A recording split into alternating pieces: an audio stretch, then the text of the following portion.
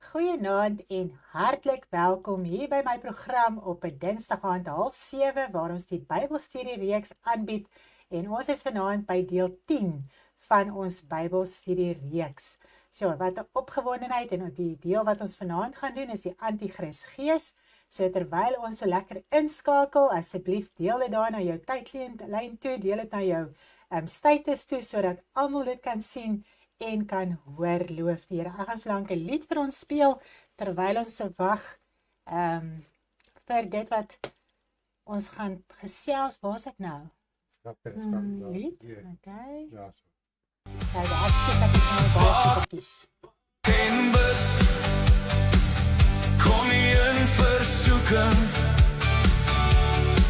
koop die tyd, soek die Vader, nugter net soos hy kan jy wees.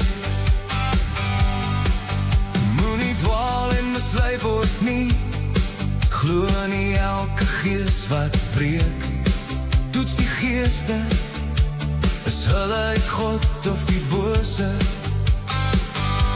en druk en probleme, is misleiding groot, staan vas in die waarheid, wat jou vrygemaak het.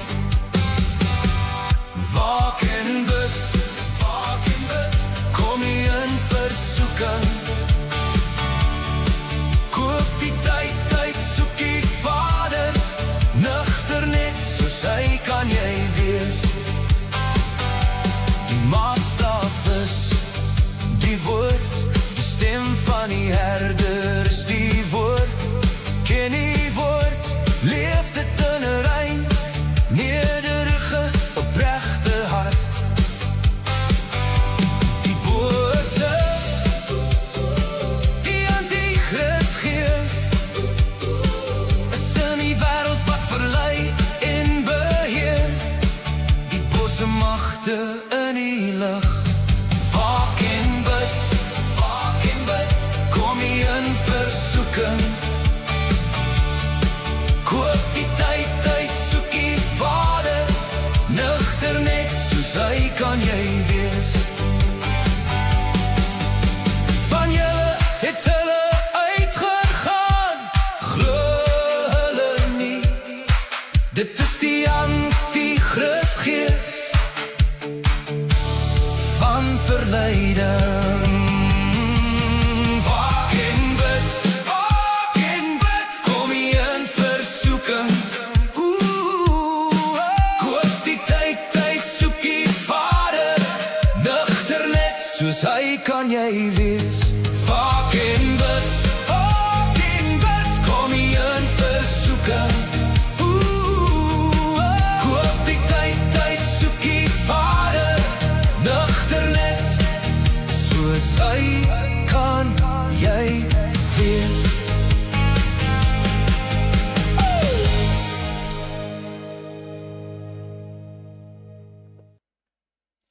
Das sy, ons het lekker na die lied geluister. Dit is waar ons Bybelstudie vanaand gaan, is oor die Antichrist gees. Nou ek gaan vanaand, gaan ek 'n beginsel oordra van wie die Antichrist, wat die Antichrist en die Antichriste is, waarvan Johannes vir ons skryf. Maar voor ons gaan begin, kom ons bid net eers lekker saam.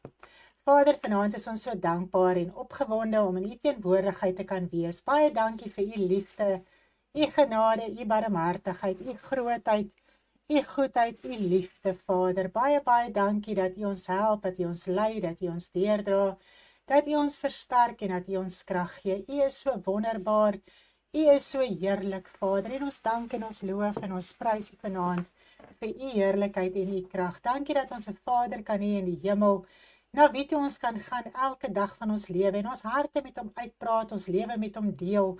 Vader, dit is so kosbaar om te dink, ons het vanaand 'n hemelse Vader. Baie, baie dankie dat ons in u huis kan wees, dat ons kan geniet wat in u huis is. Dankie dat ons u woord kan hê. Dankie dat ons lewe kan hê in u woord, Vader. Baie dankie vir u gees, wat ons siel kom lewend maak het, Vader. U is so wonderbaar, u het vir ons u gees kom gee, deur u seun Jesus Christus wat ons middelaar is, sodat ons dit alreeds in ons siel kan hê, terwyl daar nog sonde en ongeregtigheid in ons is, terwyl ons dit moet uitroei en uitsorteer en bely. Vader, was u so genadig dat ons alreeds u gees kon hê. Baie, baie dankie daarvoor. Dankie dat u ons kom lewend maak het. Dankie dat u vir ons lewe en onsself kom gee het. Vader, in die kragtige naam van u seun Jesus Christus. Ons loof u net vanaand en ons prys u. My hart is net vol om u te loof en te prys. My hart is net vol om u te dank en te aanbid en groot te maak vir wie en vir wat u is. Baie dankie, Vader, dat ons u net kan verheerlik in hierdie aand. Ek wil bid dat u asseblief in my wysheid en insig sal verleen vanaand om hierdie boodskap, hierdie diens, hierdie Bybelstudie wat ons aanbied, Vader, so, Here, in u wysheid en in u krag te kan bedien. Vader, u weer is my hartsbegeerte om u wysheid, Here, bekend te maak. Baie, baie dankie. Dit wat u met ons wil praat, dit wat u met ons wil deel. Ons loof u vanaand en ons prys u in die kragtige naam van u seun Jesus Christus. Baie, baie dankie, Vader, in Jesus naam. Amen. Prys die Here. Is daar foutjie? Ja, ek net as 'n bietjie Vegoetjie. plank op het, net daai mikro daai. Ek gaan net gou so verby jou sluit. Hallo almal. Hallo. Hallo. Bietjie sagter. Dis sy. Dis ons klankie nou reg. Beter. Ag, prys die Here. Dankie vir elkeen wat ingeskakel het, wat weer deel is van ons Bybelstudie vanaand.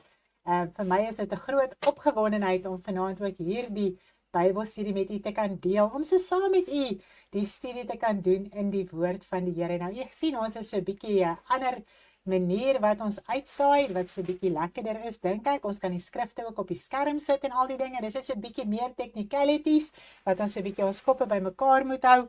Nou, vanaand gaan ons die Antichrist gees doen in ons 10de deel van die Bybelstudie. Antichrist gees. Ek hoop almal het hulle handleidingkies byderhand. U kan asseblief aantekeninge maak soos ons gaan. U gaan sien, ek gaan nie presies volgens die handleiding nie, en dit is wat almal so bietjie verwar. Kom ek verduidelik dit net gou vir u. Jy kry wel jou handleiding met al die betrokke skrifte en u gaan sien daar is geweldig baie valse leerstellings wat bespreek word in hierdie deel van die Antichrist gees, wat staan die uitlig, hoe ons onder die Antichrist gees kan verval en al die dinge. Gaan gerus deur dit, gaan lees al die skrifte daaroor. Maar wat ek vanaand beoog om te doen, is om 'n beginsel aan die oor te laat, om te verstaan wie is die Antichrist, wat is die Antichrist, hoe moet ons dit verstaan, hoe moet ons sekerheid kry in die woord, ook oor hierdie saak. Want daar is soveel leerstellings rondom die Antichrist, en ek dink dit is baie keer vreesaanjaende leerstellings, wat ons al gehoor het van jongs af dalk in ons lewe. Ons het al dalk baie films gesien van die wegraping en die Antichrist en al hierdie dinge wat vreesaanjaend is, wat ons bang gemaak het, wat ons voel, o Here, hoe gaan ons hier deurkom en al die dinge.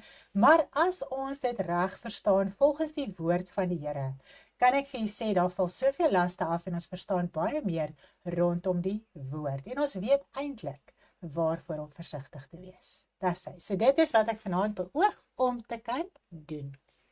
Prys die Here. So dit is ons 10de les in die Bybelstudie. Nou volgende week begin ons met die engele. Môre aand 6:30 is dit Stanley in Engels aan die woord, wat hy ook vir ons die Antichrist gees gaan doen in Engels. So dit gaan so 'n lekker opvolg wees op die boodskap vanaand, en dit is natuurlik so heerlikheid. Hy bedien nou weer baie dinge op 'n manier wat jy dalk beter gaan verstaan, of wat ook al die geval mag wees. Jy hoor dit vanaand in Afrikaans, en as hy dit weer bedien in Engels, dan maak dit sommer net vir ons sin, en dit is wat ek nou al by almal gehoor het, dis vir hulle 'n lekkerte en 'n opgewondenheid om dit so in al twee tale te kan hoor. Nou, ek wil begin by die skrif in Johannes 2 vers 18. Johannes 2 vers 18, dis 'n vreeslike operation vanaand hierso. Dis Johannes 2 vers 18, en ek moet nou hierso te keer, gaan nou dit daar kan gebeur. Wat hy nou hier vir ons sê, kinders, dit is die laaste uur, en soos julle gehoor het dat die Antichrist kom, bestaan daar ook nou baie Antichriste, waaruit ons weet dat dit die laaste uur is. Okay. So dit is wat ons daar is ek weer terug.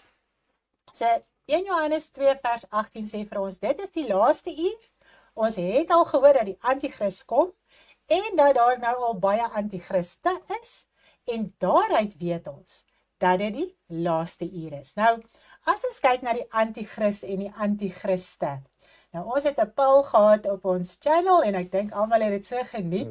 Nou, as ek vanaand die vraag kan vra, is die anti-kris 'n enkel vreesaanjaende persoon wat gaan opstaan? Is dit 'n landsleier of 'n land of die pope of wie en wat is die anti-kris? Nou, ek het al gesien, daar is nou baie antwoorde, so ons gaan vanaand hierdie vraag beantwoord. So dit was ons vraag gewees, is dit 'n enkel persoon? Is dit 'n landsleier? Is dit 'n sekere land? Is dit die pope? Of wie of wat is die anti-kris? Nou, daar is baie erge doktrines geformuleer oor die anti-kris en natuurlik baie valse doktrines ook wat nie volgens die woord van die Here is nie. Wat ons baie keer vashou, wat ons gewete kom besoedel het, dat ons so sit met suurdeeg in ons innerlike, in ons harte, dat ons sukkel om die waarheid van die woord te verstaan. Want weet jy hoekom sukkel ons om die waarheid van die woord te verstaan? Die woord is eenvoudig. En omdat die woord baie keer vir ons te eenvoudig is, te maklik is, voel dit vir ons, maar dit kan nie so wees nie. Daar moet iets baie meer wees as wat die woord vir ons skryf. En as 'n mens jou hart kan oopmaak en die eenvoud van die evangelie kan verstaan en dit kan aanvaar in jou hart, kan ek vir jou sê, daar is so 'n vryheid en 'n heerlikheid rondom die evangelie. Want anders is dit baie dinge wat mens vashou in sekere areas van 'n mens se lewe. Amen.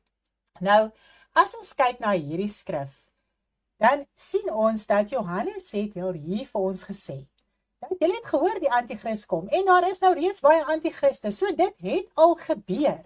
Toe Johannes die brief vir ons geskryf het, was dit al presies wat gebeur het. So van daar af kom die anti-kris al.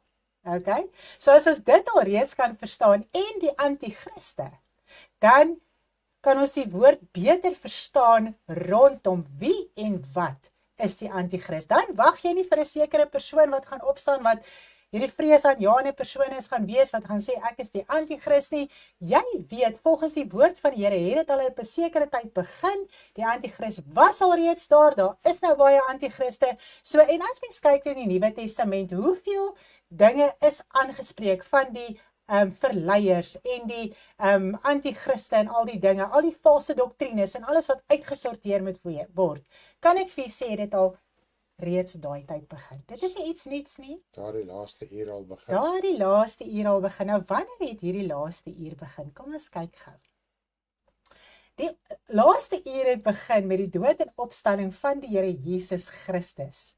Toe die Nuwe Testament bekragtig is, verseël is, deur die uitstorting van die Heilige Gees, kon die aanvang van die anti-kris ten volle werksaam wees, saam met anti-kriste onder hom. Okay, so dit het al reeds daardie tyd begin, en anti-kris beteken teestander. Dit is wat anti-kris beteken, teen Christus. Okay, anti-kristies. Okay, so kom ons lees, wie is die teestander volgens die woord? Nou kom ons kyk na 1 Petrus 5 vers 8, ons gaan so lekker hier deurgaan. Ek gaan die skrifte vir ons op die skerm sit, sodat ons dit ook kan lees. As hy. Wat sê papa liefie? Sê daar's nog miljoene highlights. Ja, daar is nog miljoene highlights, maar dis okay. Ons highlight dit sommer so. Dis fyn. So hy sê vir ons in 1 Petrus 5 vers 8, wees nugter en waaksaam, want julle teestander, die duiwel, loop rond soos 'n brullende leeu en soek wie hy kan verslind. So hier sien ons die anti-kris, die teestander, is die duiwel. En hy inspireer natuurlik die anti-kriste onder hom om te opereer in sy leen, as ek dit so kan stel. Okay, so, hy was nog altyd die teestander gewees, vandat hy geval het, vandat hy uit God se teenwoordigheid uitgedryf is, was hy teen God. Hy was die teestander van God, die grootste teestander van God wat daar ooit kan wees. Okay, en hy het van die begin af gepoog om die mens ongehoorsaam te kry teenoor God. Dit was sy groot saak, om die mense verlei om teenoor God ongehoorsaam te wees. Nou in die begin, en dit is natuurlik altyd waarin ons moet teruggaan om die hele saak te kan verstaan van waar alles vandaan kom, want ons 'n skrif in Korintiërs wat vir ons 'n mooi leidraad gee, en ons gaan nou by hom uitkom, so ons moet teruggaan na die begin toe, wat Paulus ook vir ons skryf in Korintiërs. Nou in die begin was die mens se siel geskape, en hy was in God se teenwoordigheid, en God het sy gees in die mens natuurlik ingeblaas, wat hulle lewende siele gemaak het. Hulle was na God se beeld om God gehoorsaam te wees. Nou Satan is 'n geestelike wese, en hy het die mens se siel in die geestelike wêreld verlei. Die mens wat siel was op daardie stadium, het hy in die geestelike wêreld verlei, deurdat hy ingekom het in die tuin van Eden, want die mens was in God se teenwoordigheid in die tuin van Eden. God het met hulle gewandel in die tuin, so hulle was in God se teenwoordigheid gewees. En hy het ingekom deur die slang, om Eva se sinne te kom verblind, deur die aanhaling van God se woorde. So hy het God se woorde vir Eva kom aanhaal, en vir haar gesê, het God nie so gesê nie. En sy het dadelik, toe sy God se woorde hoor, het haar hart oopgemaak, en haar sinne is verblind, en sy het begeer dit wat hy aan haar voorgehou het. So die eerste sonde wat plaasgevind het, was begeerlikheid gewees. Dis dit nie verskriklik nie. Nou God se woord is 'n gebod, en dit staan vas, en dit kan nie verander nie. En die mens voel baie keer dat God sal verstaan. Nou, as ons daarna kyk, sien ons dat daar is 'n gevolg wanneer ons God se woord ongehoorsaam is. God se woord staan vas. Dit gaan nie verander omdat ons sekere verskonings het of situasies het of wat ook al die geval mag wees. God se woord staan vas, en hy het vir Adam en Eva gesê, julle mag nie eet van die boom van kennis goed en kwaad nie. Julle mag wel van die ander bome in die tuin eet. En God se woord het vasgestaan. Nou Satan wou die krag van die mens se siel, Satan wou die krag wat die mens in sy siel gekry het, gebruik teen God. Is dit nie verskriklik om daaraan te dink nie, want God het sy gees aan die mens gegee om 'n lewende siel te word, en Satan wou die mens gebruik wat die krag van God in hom gehad het, teen God. Hy wou heers in die geestelike wêreld. Nou, hy het wel die krag om te verlei, maar hy wou die krag van God gebruik, deur die mens wat sy gees het in sy mag om te heers in die geestelike wêreld. So hy wou meer krag bekom het. Hy het krag om die mens te verlei. Hy het krag om te verlei, altyd. Okay? Maar hy wou meer krag bekom. En hy het geweet, daar is die gees van God is in die siel van die mens, en daarom wou hy die mens gebruik met die gees van God, om sy vuil werk te doen. Amen. En om in die ewigheid te heers. Okay. Yes. So hy verlei met sonde, en hy gebruik God se woord om dit reg te kry. So ons het dit nou gesien toe hy met Eva gepraat het, en hy het God se woord geuiter aan Eva, het sy haar hart oopgemaak. So hy gebruik God se woord om by die mens in te kom. Yes. Okay, om sy hart oop te kry. So ons moet dit nooit vergeet nie. Nou, die heel eerste sonde wat hy gedoen het, was natuurlik begeerlikheid, en sy begeer om van hierdie vrug te eet van wat sy gesien het, van Satan. Nou sy vrug van ongeregtigheid maak 'n skeiding tussen ons en God, en dit is die vrug van die dood. Nou as ons aanhou om sy vrug te eet, sal ons siel in duisternis beland, verwyder uit God se teenwoordigheid, soos wat by die mens gebeur het in die begin. So Eva het haar hart oopgemaak, sy het die vrug geëet, en omdat hulle dit gedoen het, was hulle uitgedryf uit God se teenwoordigheid, want sonde kon nie voor God staan nie. Daar kan geen sonde in God se teenwoordigheid wees nie, want daar was nog nie vergifnis gewees nie. God kon die mense nie vergewe op daardie stadium nie. So dit is hoekom hulle uitgedryf moes word. En hulle siel het in die duisternis beland en God het vir hulle die rokke van vel geskape, sodat hulle siel en hulle aardse liggaam aan mekaar verbind kon wees, sodat God hulle siel kon loskry. Okay. Nou die oomblik toe die mens van die vrug eet, toe is sy oë oop vir sonde. Okay, en van daar af was dit nog altyd die geval. Dit het nog nooit verander nie. Nou die siel van die mens was natuurlik baie jare vasgevang onder die mag van Satan. Elke siel wat gesterf het voor Jesus was hel toe. Nou hy het die sleutels van die dood en die doderyk in die hande gekry, deurdat die mens vir sy begeerlikheid geval het. Amen. So Jesus moes kom, sodat daar 'n genuwe gebod bekragtig kon word van vergifnis en genade. Dit is die enigste manier hoe die mens se siel wat verlei was deur Satan kon loskom onder sy mag. Want Yes, elke siel was in die hel gewerk. Yes. Dit kon nie anders wees nie, want hy het die mag gehad oor die mens se siel. So elkeen in die Ou Testament was hel toe gewees. Nou daar kon nie vergifnis wees van sonde nie, want bokke en stiere kon nie sondes wegneem nie. Nou terwyl die mens nog terwyl die mens nog die gees van God in hulle siel gehad het voor die vloed, het Satan die mens geïnspireer om geweldige sonde te doen, terwyl die gees in hulle was. Dis eintlik verskriklik om aan te dink hoe brutaal Satan is, hoe hy die mens ophits. En natuurlik, dit was geweldige sonde wat die mense kon uitdink met die gees van God in hulle. Nou, God, was so erg geweest dat God 'n vloed moes bring om al die ongeregtigheid uit te wis op die aarde. Toe het God sy gees onttrek uit die siel van die mens uit en Satan kon toe nou net die mens verder verlei met sonde. Nou, God gee die wet aan die mens om hom in bewaring te hou, maar die offers kon die mens nie ware vergifnis skenk nie. Dit het hulle net herinner aan die sonde. Dit het my nogal getref vandag. Kom ons lees gou weer die skrif in Hebreërs. Dit is nogal so amazing dat ons kan sien hoe belangrik Jesus was om te kom. Nou as ons kyk na Hebreërs 10 vers 1, Hebreërs 10 vers 1 tot en met 4. Kom ons gaan kyk gou daar. Want ek moet hom nou hier opvang, nee. Okay. Want die wet wat 'n skaduwee het van die toekomstige weldade, nie die beeld self van die dinge nie, kan nooit deur dieselfde offer wat jaar na jaar gedurig gebring word, die wat toetree tot volmaaktheid lei nie. Anders sou hulle opgehou het om geoffer te word, omdat die wat die diens verrig, nadat hulle eenmaal gereinig is, geen bewussyn meer van sonde sou gehad het nie.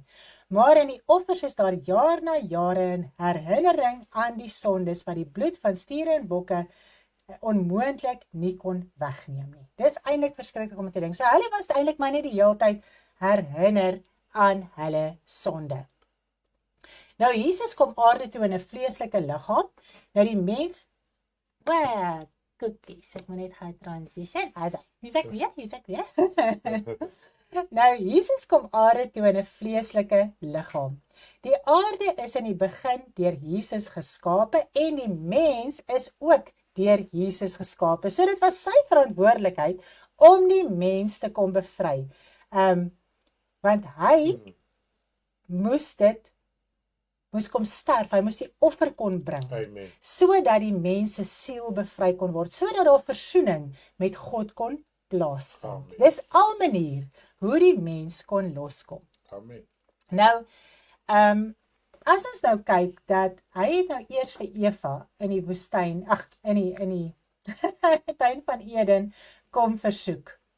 En hy kom weer, so brutaal as wat hy is, en hy kom versoek vir Jesus in die woestyn, weer eens met begeerlikheid. Dis hy nie brutaal nie.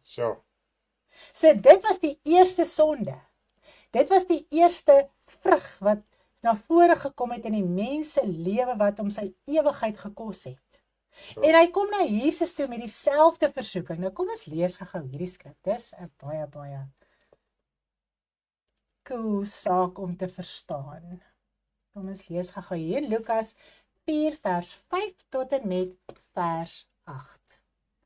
Lukas 4 vers 5 tot en met vers 8. Toe bring die duiwel hom op 'n hoë berg en wys hom al die koninkryke van die wêreld in 'n oomblik se tyd. Vers 5 is nou heel... Ja, ek gaan hom... Koekies, daar is hy. Lukas 4 vers 5 tot 8. Toe bring die duiwel hom op 'n hoë berg en wys hom al die koninkryke van die wêreld in 'n oomblik se tyd. En die duiwel sê vir hom: Ek sal al hierdie mag gee en hulle heerlikheid, want dit is aan my oorgegee en ek gee dit aan wie ek wil. As u my dan aanbid, sal alles aan u behoort. En Jesus antwoord en sê vir hom: Gaan weg agter my Satan, want daar is geskrywe, die Here jou God moet jy aanbid en hom alleen dien. So wat het Satan hier kom doen? Hy het kom openbaar dat die mag wat hy het, is hierdie aardse dinge. Alles wat ons op aarde sien en beleef, dit is Satan se mag. En dit is waarmee hy die mens wil verlei. Dit is waarmee hy van die begin af die mens verlei het. Maar Jesus het nie vir hierdie versoeking geval. Amen. Want Satan wil nie eers hierdie aardse dinge hê nie, want hy's 'n geestelike wese. Hy kan niks met die aardse dinge doen nie. Yes. Dis al mag wat hy het. Hy kan net die mens verlei met iets wat hy nie eens kan gebruik nie. Dis eintlik scary om aan te dink, okay? Nou Jesus het nie vir hierdie begeerte geval nie, want hy het gedurig deur sy Vader gesoek. Hy was gedurig in gesprek met sy Vader. Hy het gewaak en gebid, en dit is hoekom ons as kinders van die Here die opdrag kry om te waak en te bid, sodat ons nie in die versoeking kom nie. Gedurig deur moet ons voor die Vader wees en waak en bid, sodat ons staande kan bly teen die liste van die duiwel. Okay, want hy's gedurig daarop uit om te verlei. Sy verleiding is oor die hele wêreld. Die versoeking is elke dag daar. Elke dag is elke versoeking daar waar ons oor moet heers. Okay, so as jy nie God gaan soek nie, gaan jy vir sy versoeking val. Jesus het sy Vader gesoek, dag en nag, en daarom het hy die krag gehad om hierdie versoeking te weerstaan. Okay. Amen. So, dis mooi. Nou Jesus het geen sonde gehad nie. Hy het vir geen begeerte geval nie. Hy het geen drank toegelaat in sy lewe nie. Hy het geen verkeerde gedagte vir 33 en 'n half jaar toegelaat in sy lewe nie. Hy het geen verkeerde daad gepleeg nie, want as hy enige iets gedoen het wat sonde was, sou hy onder die mag van Satan wees. En Jesus moes sterf en hy moes in die doderyk ingaan met sy siel wat die Gees van God ingehaat het. En hy moes die gevangenes gaan losmaak het, hy moes hulle gaan bevry het. En hy moes die sleutel van die dood en die doderyk terugkry. Hy moes vergifnis vir die mense skenk, hy moes gawes gaan losmaak. Daar was soveel dinge wat Jesus op daardie oomblik moes doen. En as hy vir 'n splitsekonde geval het vir 'n sonde, sou Satan sy siel in die hande gekry het in die doderyk, dan kon hy nooit daar uitkom nie. Daar sou so nooit ooit verlossing vir die mens, vergifnis, versoening, niks gewees het vir die mens. Dit is skrikwekkend om daaraan te dink, en baie keer dink ek, ons besef nie altyd wat die dood van Jesus werklik beteken het. Wat het gebeur met die dood van die Here Jesus Christus? Daar het soveel dinge gebeur in daardie oomblik. Nou, laat ek net gou verder gaan. Nou, toe die Here Jesus Christus opgestaan het uit die dode, en voor hy opgevaar het in die hemel, het hy vir sy disippels gesê, hy het oor hulle geblaas, en hy het gesê, hy ontvang die Heilige Gees, en hulle moes gaan wag in Jerusalem, sodat hulle kon aangedoen word met krag. Nou, dit was die uitstorting van die Heilige Gees. Okay. Nou, vanaf die uitstorting van die Heilige Gees, kon die mens, wanneer hy homself bekeer, die Heilige Gees ontvang. So, die mens maak sy hart oop, hy bekeer homself, God skenk hom die wedergeboorte, God besny die hart, jy kan nie vir God voel nie, nooit nie. So as jy daai hart oopmaak, jy bedoel werklik jou saak met God, dan besny hy jou hart en hy gee vir jou die Heilige Gees. En dan kan jy ook vergifnis kry van jou sonde, jou ou lewe word afgesny, dis amazing om daaraan te dink, jy's hierdie nuwe lewe, jy's hierdie onskuldige, sondelose mens wat se sonde afgesny is, jy hoef glad nie rekenskap te gee vir daai vorige lewe nie, jy's rein en skoon voor God. Nou op daardie stadium, dit is wat hy met Adam en Eva ook gedoen het, hulle was rein, hulle was skoon, hulle was naak. Okay, hulle was nie kaal nie, hulle was naak, hulle het nie sonde gehad nie, hulle het niks gehad om hulle oor te skaam nie. Nou die oomblik wat jy tot wedergeboorte kom, het jy hierdie nuwe lewe, jy kan jou oor niks meer skaam nie, want jou ou lewe is afgesny, dis rein, dis skoon, jy raak 'n maagd in God se koninkryk. Is dit nie amazing nie? Asof jy nog nooit 'n ou lewe gehad het nie, nog nooit voorheen gesondig het nie. Dis amazing om daaraan te dink. En wat is die brutaliteit van Satan? Wanneer jy hierdie skoon, rein, weergebore kind van God is. Hy kom met sy verleiding. Hy kom met sy sonde. Hy kom om jou oë weer oop te kry vir die begeerlikheid van hierdie wêreld. Dis crazy gestaan. Okay, so hy wil weer jou hart oopmaak, hy wil weer jou gedagtes oopmaak vir hierdie wêreld. So, Ek dink as ons al hier kan kom, kan ons al baie dinge vanaand verstaan. ja. As ons hart werklik kan oopmaak vanaand. Ek sê vanmiddag vir Stanley, weet jy wat? Ek dink hoekom ons nie die woord werklik ons eie kan maak nie. Ons is in so verdedigingsmeganisme teenoor die woord. Want die woord spreek ons aan, die woord openbaar ons lewe, die woord openbaar ons harte. Hy openbaar wat reg en verkeerd is en al die tipe van dinge. Maar ons is baie keer op so verdedigingsmeganisme dat dit onmoontlik is vir die woord om werklik ingang te vind in ons hart, in 'n edele hart. Want die hart staan teë, die hart wil nie hoor nie, die hart wil nie verstaan nie. Die hart is so bang, hy verloor dinge op aarde. So, Is dit nie so nie? En dit is wat ons so verdedig. En dit is hoekom die woord eintlik kragteloos is in ons lewe. dit is so. Dit kan ons nie verlos nie, dit kan ons nie vrymaak nie, want ons neem dit nie aan in 'n rein en 'n skoon en 'n edele hart nie. Nou kom ons gaan verder. Okay. Ja, So, dit is eintlik verskriklik om daaraan te eerste dink. versoeking tref ons weer. Die eerste versoeking wat Adam en Eva gehad het, die versoeking wat Satan na Jesus toe meegekom het, kom hy na elke kind van God toe, wat sy lewe met die Here reggemaak het. Daai eerste versoeking is weer daar. Okay. Ja, dis heavy om daaraan te dink. Heavy. Nou, Christene natuurlik val vir sy oortuiging van begeerlikheid. En die wat hierdie oortuiging glo van harte, dra dit dan ook weer oor aan ander. So hy gebruik hulle om sy vuil werk namens hom te doen. So, Okay. So hy kom met sy oortuiging. Jy aanvaar die Here Jesus Christus, jy is hierdie skoon, rein, heilige, weergebore kind van God. in die tuin van God, In die tuin van God, in die akker van God. in die akker van God. So, Okay. En hy kom met sy slinksheid en hy kom verlei jou weer om te val vir begeerlikheid. Want die meeste keer, die eerste prediking wat jy hoor, is dit moet met jou goed gaan.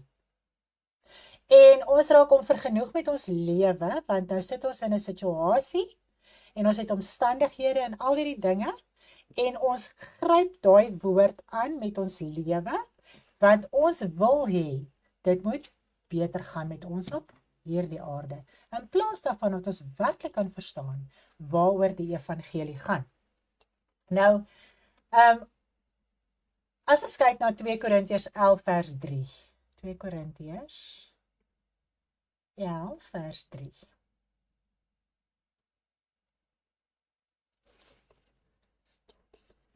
Okay. Hy sê hier vir ons, maar ek vrees, net soos die slang Eva deur sy listigheid bedrieg het, julle sinne so miskien bedorwe kan raak, vervreemd van die opregtheid teenoor Christus. Want as iemand kom en 'n ander Jesus verkondig as wat ons verkondig het, of as julle 'n ander gees ontvang as wat julle ontvang het, of 'n ander evangelie as wat julle aangeneem het, laat julle dit goed geval. So hier kan ons al klaar sien dat die mense hart gaan baie vinnig oop vir die verkeerde dinge. Want mense is op soek, as jy net as kind van die Here, as jy net tot bekering gekom het, dan gaan soek jy en jy gaan soek daar en jy luister hier en jy kyk daar en jy koop hier en jy besit daar en jy gaan aan, jy wil alles bekom in die evangelie. En jy's honger en jy wil weet wat aangaan en al die dinge. En natuurlik kom daar baie prediking na 'n mens toe. En dit is wat die woord sê, aanvaar nie elke prediking nie, aanvaar nie alles in wat jou oë sien nie, aanvaar nie alles wat uitgegee word nie, want jy moet die geeste op die proef stel, of dit uit God is. Nou ongelukkig, ons as kinders van die Here maak net ons harte oop. Ons neem net in, ons maak net deel van ons slurp op. En so kry Satan die houvas weer oor ons siel, oor ons innerlike. Nou, as ons kyk na, ek net gou hier kyk. As ons nou hierso kyk, hoe kry jy dit reg om ons te verlei? Want onthou net, Satan is nie by magte om aarde toe te kom en fisies met my te kom praat en vir my te kom sê en my te kom verlei met sonde nie. Okay? So hy kan nie fisies op aarde wees met sy geestelike liggaam en my kom verlei nie. Want die woord sê vir my so mooi in 1 Korintiërs 10 vers 13. Kom ons kyk gou 1 Korintiërs. Dis vreeslike goed. 10 vers 13. Dis sy. Kom ons transition omgaan. Hy sê vir ons so mooi hierso. 1 Korintiërs 10 vers 13. Geen versoeking het julle aangegryp behalwe 'n menslike nie, maar God is getrou wat nie sal toelaat dat julle bo julle kragte versoek word nie, maar hy sal saam met die versoeking ook die uitkoms gee sodat julle dit kan verdra. So wat sê die woord hier vir ons? Wat sê die woord hier vir ons? Dat Satan kan nie in sy geestelike toestand na ons toe kom en ons kom versoek nie. Okay? So, geen versoeking wat ons sal deurgaan, gaan nie menslik wees nie. So elke versoeking wat ons sal deurgaan, gaan menslik wees. Daarom moet hy iets anders gebruik om ons te versoek. En wat is dit? Hy gebruik mense. Okay? Nou, hoe gebruik hy mense? Nou, die wat eers rein en skoon was, wat hulle hart oopgemaak het, wat die Here Jesus Christus aangeneem het, wat weergebore kinders van die Here was en alles, kom hy met sy valse interpretasie van die woord en hy oortuig hulle met die woord van die Here.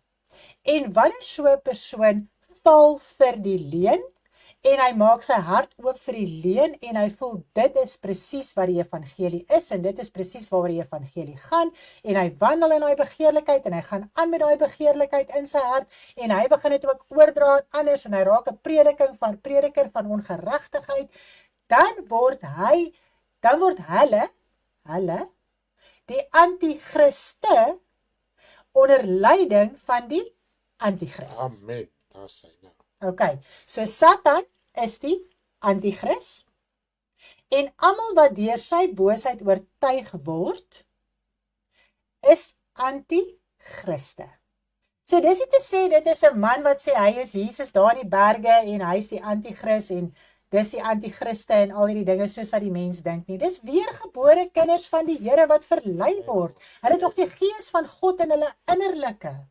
Hulle gaan nog kerk toe. Hulle gaan nog kerk toe, hulle doen nog die regte ding. Nou, hoe weet ons dit? Want hy sê, in Johannes 2 vers 19, Johannes 2, 1 Johannes 2 vers 19, sorry, 1 Johannes 2 vers 19.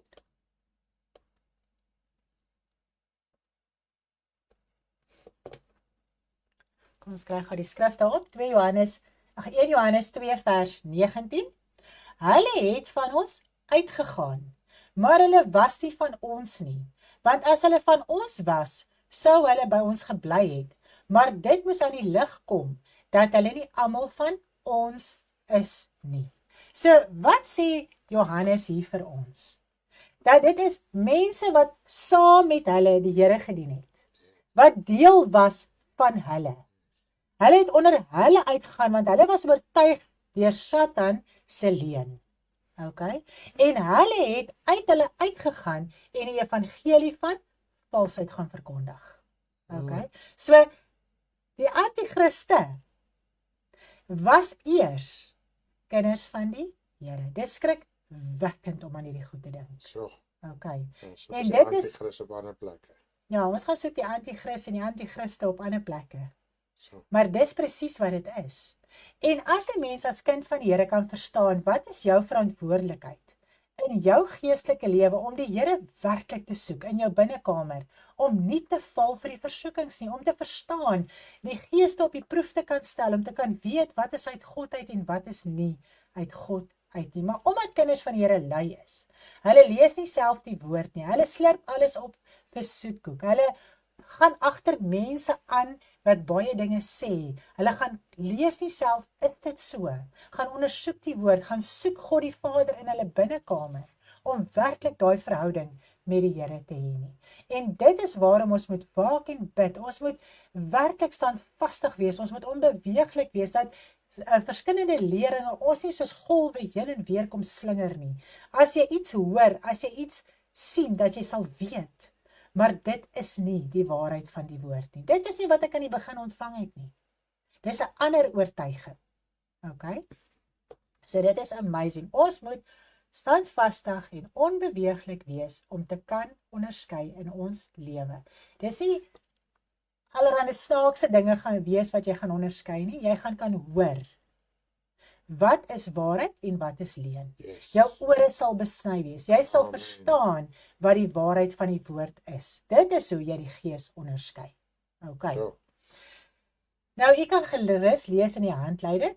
Stanley het geweldig baie vir ons geskryf oor al die valse predikings wat daar is. Hy het dit baie mooi verduidelik daar van hulle wat al reeds in die Nuwe Testament genoem is.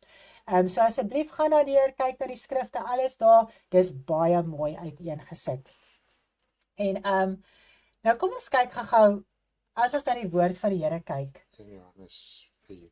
Ja, wat dan eers. Ek het dit al klaar gelees. In Johannes 4, geliefdes, glo nie elke gees nie, maar stel die gees op die proef of dit uit God is, want baie valse profete het uit die wêreld uitgegaan. Okay. Kom ons kyk gou na 2 Petrus 2 vers 1. 2 Petrus 2 vers 1 tot en met vers 3. 2 Petrus 2 vers 1 tot en met vers 3. Maar daar was ook valse profete onder die volk. Onder die volk. Net soos daar onder julle valse leraars sal wees, wat verderflike ketterye heimlik sal invoer, en ook die Here wat hulle gekoop het, verloon en 'n vinnige verderf oor hulle self bring. En baie sal hulle verderflikhede navolg. Dis presies wat gebeur. Onder die kinders van die Here gaan daar mense uit wat valse predikers, valse leraars is, en baie volg agterna. En om hulle ontwil sal die weg van die waarheid gelaster word. En uit hebsug sal hulle met verdigte woorde voordeel uit julle trek. Oor hulle is die oordeel van lankal af nie werkeloos nie, en hulle verderf slymer nie. So al hierdie dinge, die verleiding van Satan, maak dat jy in duisternis gaan beland. En dit is hoekom dit so belangrik is om hierdie dinge te verstaan. En gewoonlik gaan dit uit hebsug. Dit gaan oor begeerlikheid, dit gaan oor geldgierigheid. Dit gaan daaroor, dit moet goed gaan met ons op hierdie aarde. Dis die prediking wat jou wegsleep van die waarheid van die woord. Titus 1 vers 12 tot 16. Titus 1 vers 12 tot 16. Een uit hulle, hul eie profeet het gesê, die Kretense is altyd leenaars, ongediertes, lui buike. Hierdie getuienis is waar, daarom moet julle hulle skerp bestraf, sodat hulle gesond in hulle geloof kan wees. En hulle nie besig hou met Joodse fabels en gebooie van mense wat van die waarheid afwyk nie.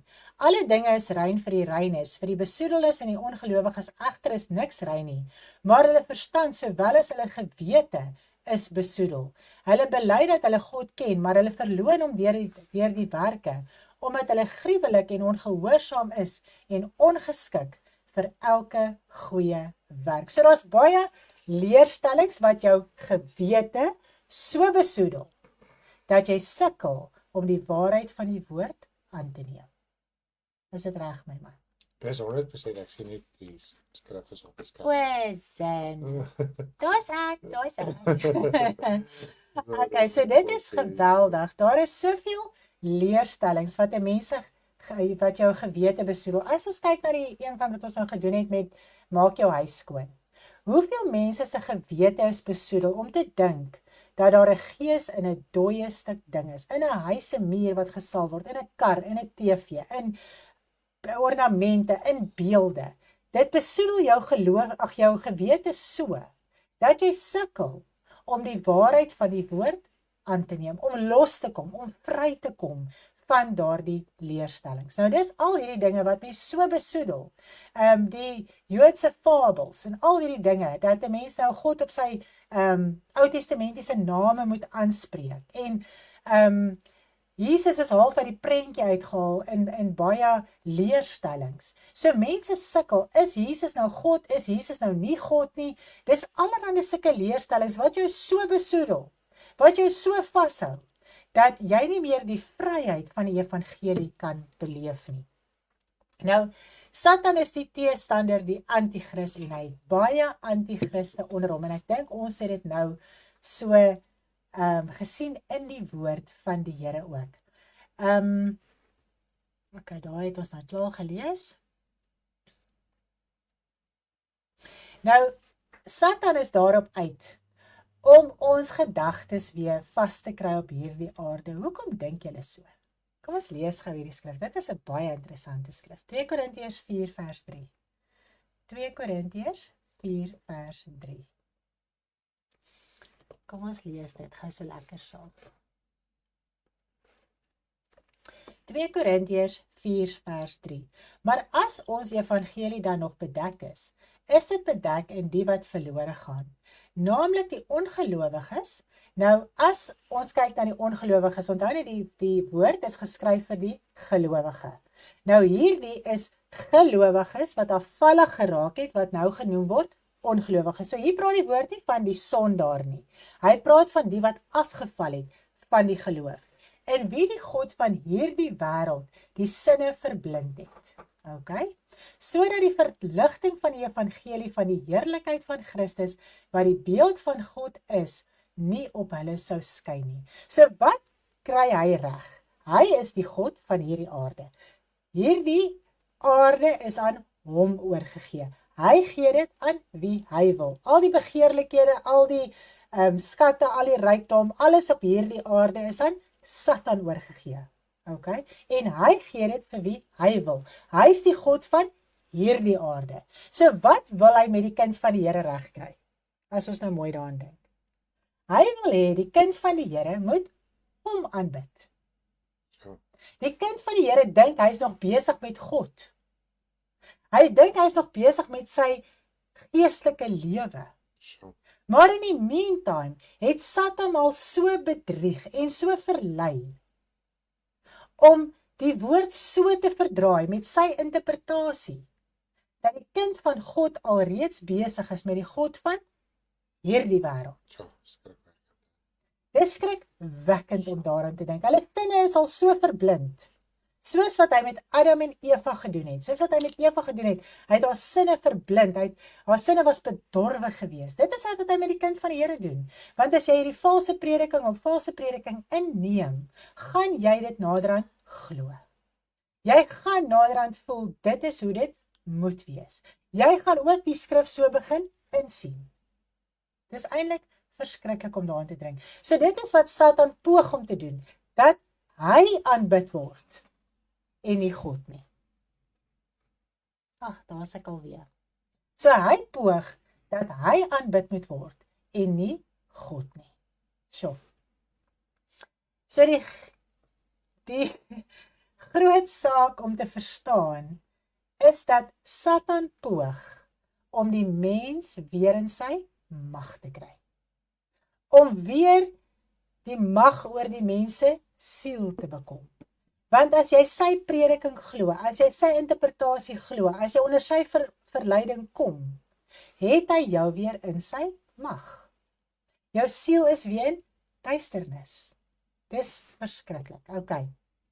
Nou, die antichriste, wat onder die antichrist is, werk baie hard en gebruik hulle krag, die gees wat hulle nog het, om Satan se interpretasie van die woord te bekragtig. Want onthou net, vir 'n tyd lank het jy nog die gees van God in jou hart, as kind van God.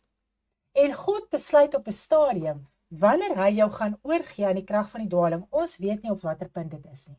God se gees bly trek, God se gees wil jou red, God se gees wil jou losmaak en vrymaak en oortuig. Maar baie keer is ons so vas in ons verstaan van die verleiding, ons val so onder dit in, dat God jou naderhand oorgee aan die krag van die dwaling, om die leuen te glo. Nou, ons kan nie sê wanneer dit is nie, ons kan nie sê 'n persoon is al oorgegee nie, dit is God se saak. Okay. En terwyl die gees van God nog in hulle is, gebruik Satan die krag van die gees in hulle, terwyl hulle die woord bedien, om die mens te verlei. Dis erg. Want dit is 'n prediking van begeerlikheid. Dis 'n prediking wat 'n beeld oprig. As ons kyk na die Christelike kerk op hierdie stadium, daar's 'n beeld wat opgerig word van begeerlikheid. Daar's 'n beeld wat opgerig word van voorspoed. Daar's 'n beeld wat opgerig word van die beste. Jy moet hê, jy kan nie tekorte hê nie. God wil vir jou gee. Jy mag nie arm wees nie. Dis 'n vloek. Jy moet gesond wees. As jy siek is dit 'n vloek. En al hierdie dinge word gepredik. En mense aanvaar dit en hulle voel dit is geloof. En op die einde van die dag, as 'n mens kan verstaan dat Satan gebruik die skrif en hy verdraai dit so om by hierdie leerstellings in te pas en die mens maak sy hart oop vir die leerstellings. En hy bedien dit en hy leef daarin. En intussen dien hy die God van hierdie wêreld. Ja. Hy het afgeval van die geloof. Nou ons gaan mooi nou na daai skrifte kyk. So dis 'n ander Jesus wat verkondig word, dis 'n ander gees wat verkondig word, dis 'n ander Jesus wat verkondig word. Dis nie die Jesus wat ons ken van nederigheid en van dienskneg nie. Nou, almal wat besig is met daai evangelie, is opgeblaase, want Satan is opgeblaase. Satan is nie nederig nie, hy is hoogmoedig. En die opgeblaasenheid is 'n vleeslike gesindheid. En die liefde is nie opgeblaase nie. Dit is so. Dis amazing om daaraan te dink. Die liefde is nederig. Die liefde soek nie sy eie belang nie. Hy praat nie groot nie. En as mens kyk na hierdie tipe van prediking en dinge, dis groot pratery. Dis opgeblaasenheid. Dis ego. Dis al hierdie dinge wat uitgebeeld word in hierdie prediking van die woord. Nou kom ons kyk na 2 Timoteus 2 vers 4. 2 Tessalonisense 2 vers 4. Ekskuus, 2 Tessalonisense 2 vers 4.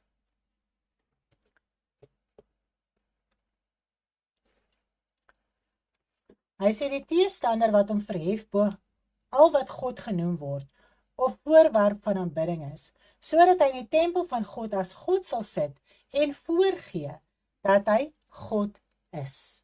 Nou, hy sit al klaar in mense se harte, want onthou net, jou hart is 'n tempel. So hy is al reeds in die hart.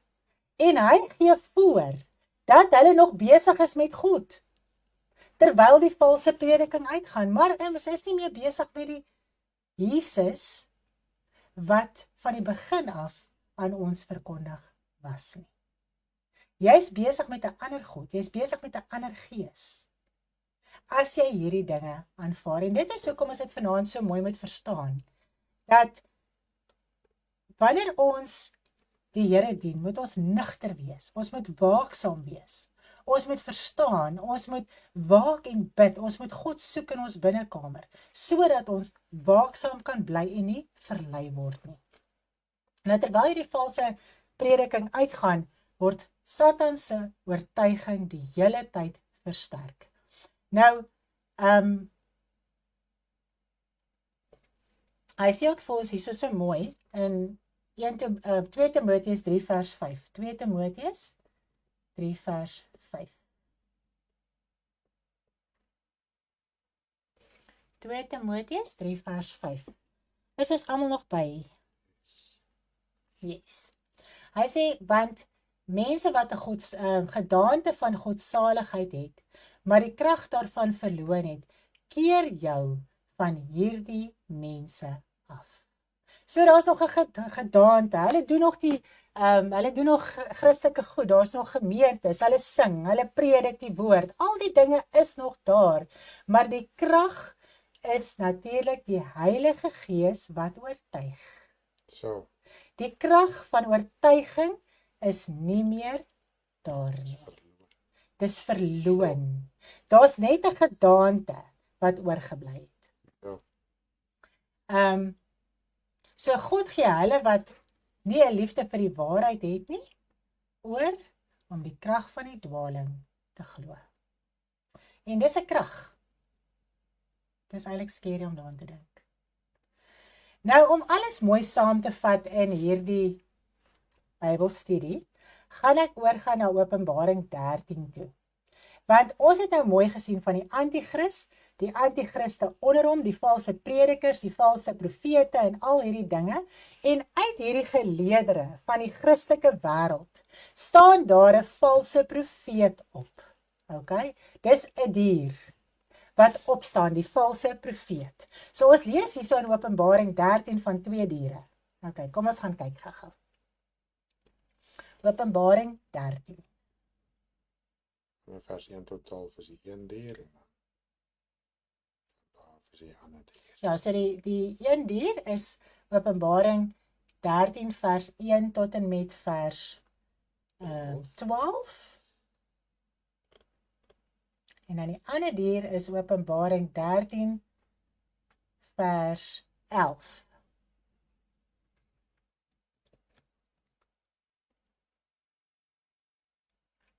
Okay. Kom ons lees gou lekker saam hier. En dan gaan ek dit natuurlik verduidelik, so ons gaan net eers deur die skrif lees. Dis 'n lekker opsomming van alles, dat ons dit nou mooi kan verstaan. Uit die aarde het ek 'n ander dier sien opkom, en hy het 2 horings gehad, net soos 'n lam, en hy het gepraat soos 'n draak. En hy oefen al die mag van die eerste dier uit voor sy oë, en hy maak dat die aarde en die wat daarop woon, die eerste dier aanbid, waarvan die dodelike wond genees is. En hy verlei die bewoners van die aarde deur die tekens wat hom gegee is om voor die oë van die dier te doen, deur al die bewoners van die aarde te sê dat hulle 'n beeld moet maak vir die dier wat die swaard ontvang en lewendig geword het. Gaan na vers 15 toe. En dit is hom gegee om 'n gees aan die dier se beeld te gee, sodat die dier se beeld ook sal praat en maak dat almal gedood word wat die dier se beeld nie aanbid nie. En hy maak dat aan almal, klein en groot, en die rykes en die armes, en die vrymense en die slawe 'n merk op hulle regterhand en op hulle voorhoofde gegee word, sodat niemand kan koop of verkoop, behalwe hy wat die naam of die merk van die dier of die getal van sy naam het nie. Nou kom ons kyk gou-gou en ons verduidelik gou-gou hierdie skrif. Nou, ons sien hier so, hy praat van die lam, hy begin met die lam. Nou, daar kan ons al klaar sien dat hy praat hier van die Christelike wêreld. So die lam wat hy van praat is die Christelike wêreld. Die draak is Satan. Nou kom ons gaan kyk of die draak Satan is. Openbaring 12 vers 9. Openbaring 12 vers 9.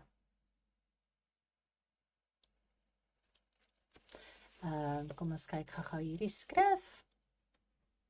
Hy sê, en die groot draak is neergewerp, die ou slang wat genoem word duiwel en Satan, en die hele wêreld verlei. Hy is neergewerp op die aarde, en sy engele is saam met hom neergewerp. So die draak is Satan. OK. Nou, ons het al reeds gesien dat Eva en Jesus verlei is deur middel van die woord, deur Satan, en die afvallige kinders van die Here, wat die woord predik, praat uit die mond van die antichrist, van Satan. OK? So dit is hoe hy verlei, deur afvallige Christene, so almal wat afvallig is, uit hulle word hierdie valse profeet gevorm. OK? En hulle almal praat hierdie valse evangelie. Amen. En hulle verlei met daai valse woorde waarmee hulle geïnspireer word deur die antichrist, die Satan homself, basyn hulle uit en verlei hoeveel mense. OK. Nou dit wat hulle verkondig is uit Satan, uit die antichrist. Nou ons sien, hy kan ook vuur uit die hemel neerdal. Nou hierdie vuur is die krag van sy valse oortuiging, want vuur is oortuiging. Yes. OK? So die vuur van God is die gees van God wat oortuig, die vuur van Satan is die gees van Satan wat oortuig. Nou die hemel wat hy hiervan praat is die geestelike wêreld, dit is nie die hemel van God nie. OK, so in die geestelike wêreld, OK, laat hy hierdie vuur uit die geestelike wêreld laat hy die vuur neerdal. So hy bring hierdie oortuiging Amen. op die aarde in kinders van die Here se lewe. Nou die hele Christelike wêreld vorm hierdie valse profeet. En al wat hierdie valse profeet profeteer is oor wêreldse rykdom. Sy prediking gaan dag en nag daaroor oor wêreldse rykdom. Dat dit goed moet gaan met ons op hierdie aarde. So dit is waarmee die valse profeet besig is. Nou kan ek dink jy verstaan wat op hierdie stadium in die Christelike kerk gebeur. Dis al prediking wat uitgaan dag en nag op elke platform, op elke prentjie, op elke cliché, op elke ding. Gaan dit oor wêreldse rykdom. Nou, natuurlik gebruik hy die woord van die Here, of hulle gebruik die woord van die Here, die valse predikers gebruik die woord van die Here om hulle begeerlikhede deur die woord te bekragtig. Is dit nie so nie? So daar word skrifte gelees, skrifte word geïnterpreteer om hierdie wêreldse begeertes te bekragtig. Nou, hierdie valse profeet wat uit die geleedere van die Christelike wêreld kom, verhef die wêreld. Nou dit is die dier. En hulle verhef dit, hulle maak dat dit reg is, as ek dit so kan stel. Ja. En so is hierdie wêreldse begeertes opgerig ook in die Christelike kerk. Ja. So wat doen hierdie valse profeet? Hy verhef die wêreld in die Christelike kerk. Hy stel dit eintlik so mooi oor die dier. Hy rig hierdie beeld op van die dier voor die mense, so hy bring die wêreld in die Christelike kerk in. Yes. Die beeld van En nou is hierdie beeld in die Christelike wêreld wat opgerig is deur die valse profeet. Deur die prediking van die woord. Dit is scary om hier aan te dink.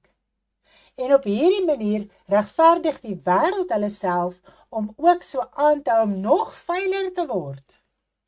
So die Christelike wêreld promotiveer hierdie beeld wat opgerig word. So. En hierdie beeld kry 'n gees om te praat.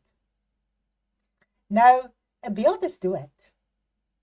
Maar hierdie beeld kry 'n gees. En nou wie is hierdie beeld? Hierdie beeld is die god Mammon. Hierdie beeld kan praat, want geld kan praat, aardse rykdom kan praat, dit het mag. So hierdie mag en dinge vat totaal en al die hele Christelike kerk oor. En dit is natuurlik ook die hoervrou Babylon wat al die mense aanbid wat onder hierdie mag van geld is, van rykdom, van begeerlikhede op hierdie aarde. Nou ek wil gou hierso op hierdie punt dat ons gou 'n liedjie luister wat oor Mammon gaan. Kom ons luister dit gou.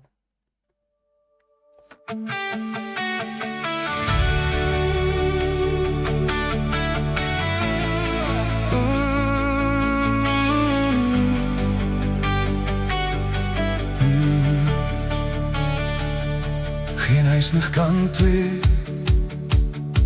Here dien nie, want hy sal die een hart die ander lief hê,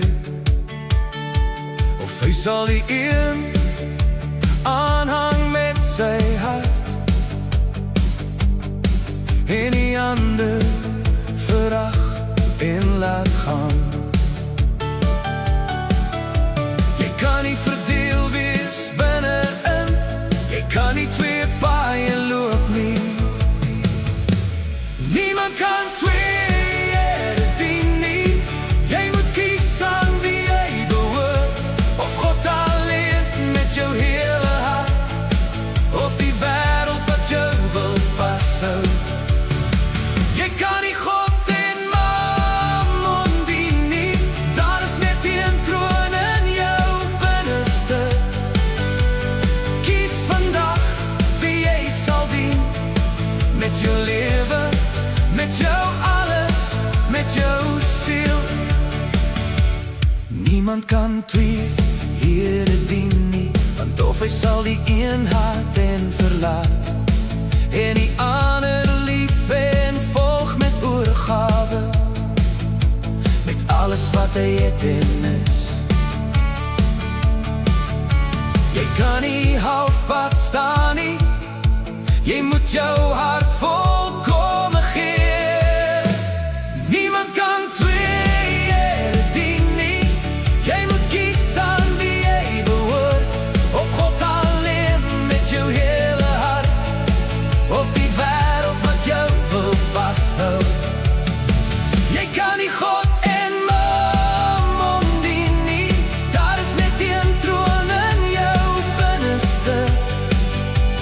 Kies vandag wie jy sal dien, met jou lewe, met jou alles, met jou siel. Een Heer, een koning, een pad om te loop, een waarheid, een lewe. Hy roep jou nou. Laat los wat jou bind, gee alles vir hom, want waar jou skat is, daar sal jou hart bly woon. Niemand kan twee Here dien nie. Ek kies nou om u te volg met my hele hart, my hele lewe. My God, u alleen is my bron. Nie Mammon, nie wêreldse dinge sal my hart weer vas kan hou. Ek kies vandag wie ek sal dien, en Here, ek kies vir u.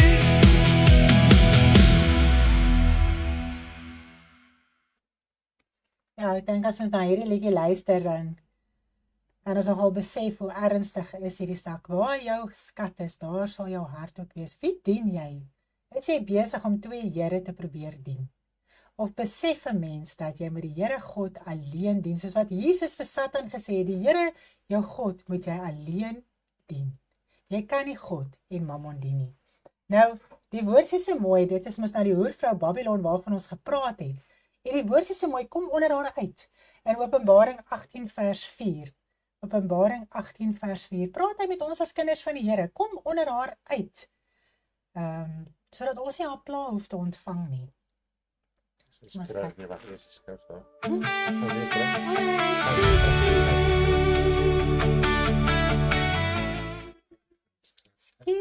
Skies, daar is hy. Daar is 'n skrif. Openbaring 18 vers 4. En ek het 'n ander stem uit die hemel hoor sê, gaan uit haar uit, my volk, sodat julle nie gemeenskap met haar sondes mag hê en van haar pla ontvang nie. Die Christelike wêreld het al so deel geraak van die begeerlikheid op hierdie wêreld. Die woord is al so verdraai om by wêreldse begeertes in te pas en om dit te staaf. En hulle is onder haar mag. Dis eintlik scary om daaraan te dink. En dit gaan maak dat elkeen 'n keuse moet maak. Daai beeld word al reeds aanbid in die Christelike kerk. Nog net sy naam en sy merk moet aanvaar word. Want die beeld is al so in mense se harte vas deur die woord, dat die mens sukkel om los te kom, om vry te kom, om die werklike waarheid van die woord, die vryheid van die woord in sy lewe aan te neem.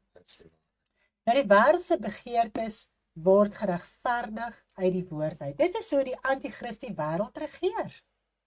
Deur sy oortuiging, deur middel van anti-Christe, wat sy vuil werk doen. Dis eintlik verskriklik om daaraan te dink. Nou, iemand moet natuurlik oortuig wees van sy interpretasie, om te doen wat sy wil is, om sy interpretasie krag te gee. Dit is so. So, mense moet dit glo. Hulle moet dit doen. Hulle moet dit toepas. Om wel vir sy verleiding, vir sy interpretasie krag te gee. Nou die gewildste prediking op hierdie stadium is natuurlik dat dit finansiëel met jou moet goed gaan, dat jy gesond moet wees en dit word gekoppel aan 'n sterk geloof. Okay? Hulle sê armoede en siekte is 'n vloek. Nou, deur 'n groot geloof kan jy dit van God eis dat hy dit vir jou sal gee. So dis die bekende, dis die gewilde prediking wat uitgaan. Dis daai arrogansie van ek eis by God. Want dit is geloof. Daar word Dis nie eens meer 'n unieke prediking. Ja, dis 'n unieke prediking nie. Dis 'n daaglikse, alledaagse, dis is 'n vloedgolf. Okay? Daar word ook geglo dat jou woorde krag het. As jy gesondheid en rykdom positief bely, sal God dit in jou lewe laat realiseer. Is dit nie so nie? Dis die gewildste prediking op hierdie stadium in die Christelike wêreld. Want die mense vat die skrif in Spreuke van die lewe en dood lê in die mag van die tong en hulle wil God beveel deur hulle eie woorde, deur positiewe woorde, terwyl daar niks van positiwiteit in die woord van God voorkom nie. Daar's geloof of ongeloof.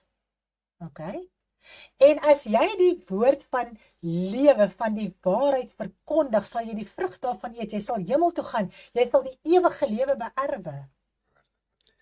Dis die woorde van lewe. Dis nie iets waarmee jy God beveel nie. Maar as jy die valse prediking van die woord preek, dan is dit woorde van dood, en jy sal die vrug daarvan eet, die ewige verdoemenis, die ewige verderf, dit is die vrug wat jy sal eet daarvan. So of jy spreek die woorde van lewe, die evangelie van krag en redding, verlossing, of jy spreek die woorde van dood, die valse evangelie, wat die God van hierdie wêreld aanbid. En jy gaan die vrug van die verderf eet. Dit is hoe skrikwekkend dit vanaand is. Sjoe. Nou dit is die prediking wat uitgaan. Okay? Maar wat is die ware woord van die Here? Kom ons gaan lees 'n skrif. In 1 Timoteus 6 vanaf vers 3 tot en met vers 9. Ek wil dit graag vir julle lees. 1 Timoteus 6, vanaf vers 3 tot en met vers 9. Hy sê, as iemand iets anders leer en die instem met die gesonde woorde van ons Here Jesus Christus en met die leer wat volgens die godsaligheid is nie, die is verwaand en verstaan niks nie, maar het 'n sieklike sig na twisvrae en woordestryd, waaruit ontstaan afguns, twis, lastering, bose agterdog, nuttelose stryery van mense wat verdorwe is in hulle verstand en van die waarheid beroof is en dink dat die godsaligheid winsgewend is. Kry ons dit nie op hierdie stadium in prediking, dat mense die evangelie wil verkoop nie, dis winsgewend, jy moet gee sodat God vir jou hoeveel kan teruggee, jy gamble amper met die woord, want dit kan ook net in jou guns val, dat die Here jou nou 1000voudig teruggee, as jy nou geld in die kerk sit, onttrek jou aan sulke mense, onttrek jou waar die evangelie verkoop word, onttrek jou waar mense dink, die evangelie is winsgewend, jy het dit verniet gekry, verniet moet jy dit gee, maar die verniet evangelie, soos ons nou die dag gehoor het nie waarde vir die mense, die mens wil geldwaarde aan die evangelie koppel, om te voel dit het waarde. As hy betaal vir iets, voel hy dit het waarde, maar die verniet die evangelie van vrymaking, van verlossing, van krag, van oortuiging, het nie vir die mens waarde nie, want dit is gratis, dis verniet. Dis eintlik verskriklik. Hy sê, maar die godsaligheid, saam met vergenoegdheid, is 'n groot wins. Jy moet tevrede wees met wat jy het. Jy mag die Vader vra om vir jou te voorsien. Hy sal jou die daaglikse brood voorsien, maar omdat ons begeertes en ons drange wil vervul, raak ons onvergenoegd met God en die evangelie, want God gee vir ons dit wat ons nodig het. Hy voorsien in ons behoefte, en daarmee moet ons vergenoegd wees. Hy sê, want ons het niks in hierdie wêreld ingebring nie. Dit is duidelik, dat ons ook niks daaruit gaan wegdra nie. Jy gaan niks saamvat nie. Behalwe het jy die keuse gemaak vir jou ewige lewe of nie. Maar as ons voedsel en klere het, moet ons daarmee vergenoegd wees. OK? Dis eintlik erg, sin, ek is nog steeds hierso. Moet ons daarmee vergenoeg wees. Maar die wat ryk wil word, val in versoeking. Dit is nog ons skrif. Waar is dit nog ons skrif? Ja, dit is nog ons skrif. Dit is nog ons skrif, papeliefie. OK, hy sê, maar die wat ryk wil word, die wat besig is om die hele tyd te sê, God wil ons seën, God wil hê ons moet hê, God wil hê ons moet onsself geniet, wat ywer vir rykdom, daai wortel van alle ewels wat voor jou neus gehou word, val in versoeking en strikke en baie dwaase en skadelike begeerlikhede, wat die mens laat wegsink in verderf en ondergang. Dis die waarheid van die woord. Nie dit wat geformuleer word en skrifte wat verdraai word, sodat dit by die mens se begeerlikheid inpas nie. Hierdie is dit wat God van ons wil hê.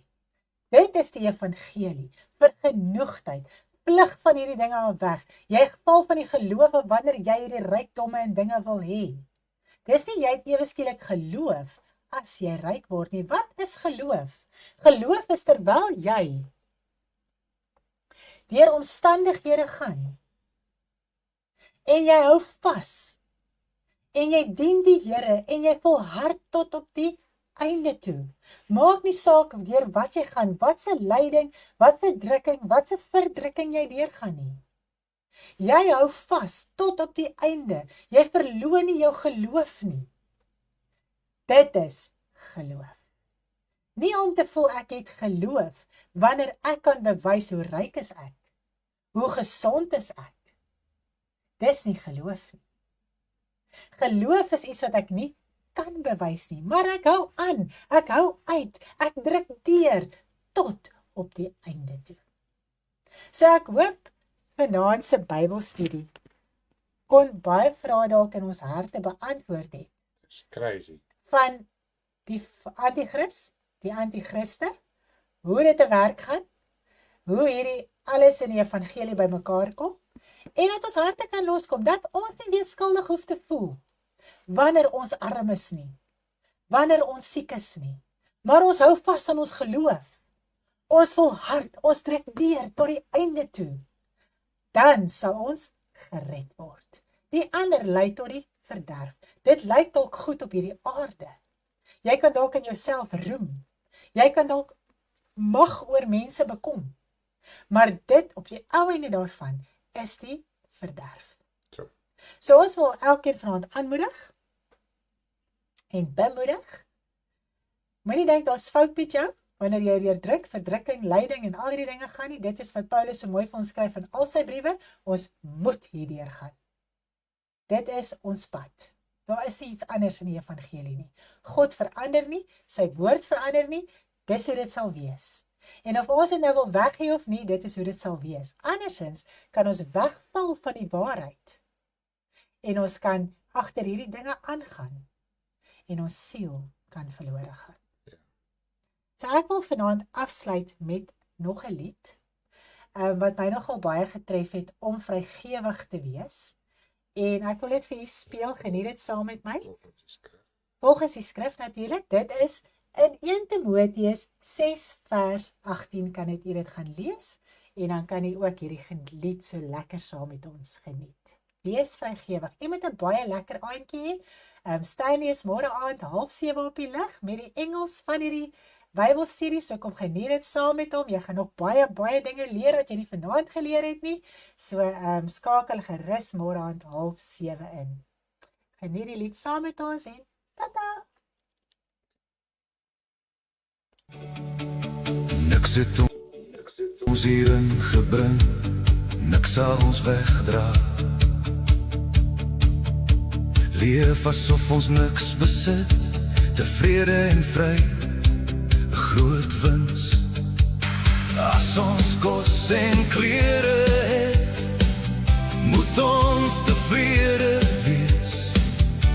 Die Here dien met blydskap. Wees tevrede en deel uit.